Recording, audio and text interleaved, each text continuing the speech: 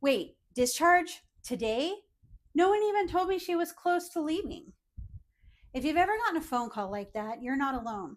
I'm Sondra, RN case manager with over 20 years elder care experience, and I can tell you, most families are completely blindsided by hospital discharge plans. And it's not because you're not paying attention, it's because no one explains how these decisions get made. So let's break this down because I know how overwhelming this can feel, and I also know what questions you can start asking today to protect your loved one. Here's the first thing: families expect recovery.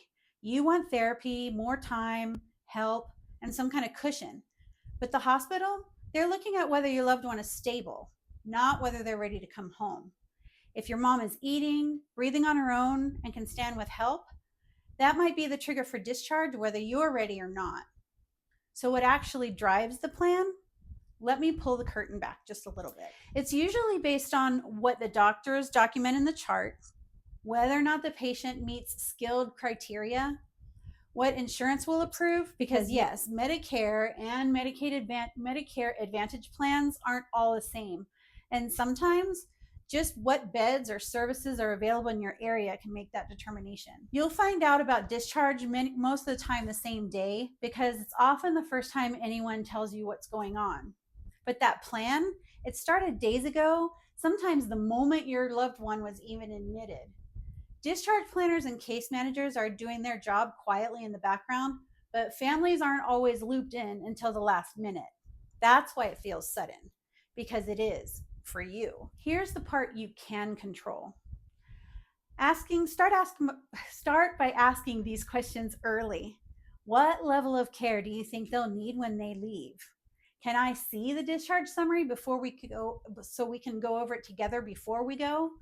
And what services are being ordered and how do we start them? If the answers feel confusing or rushed, you have every right to say, can you explain that in non-clinical terms? You're not being difficult. You're just being responsible, and your loved one needs that. Here's what I wish more families knew. The discharge plan isn't personal. It's policy. But that doesn't mean you don't get a say. It's your job to advocate, and it's their job to explain it in a way that makes sense to you. And if you're not sure what to ask, I made a guide that can help walk you through it. It's called the Caregiver Clarity Kit, and you can download it for free at luminalife50.com. It has checklists, space to write notes, and a place to organize every question you will wish you had asked sooner. And if you've ever been blindsided by a discharge plan, whisper, me too, in the comments. I see you. And you're not too late. You're not too old.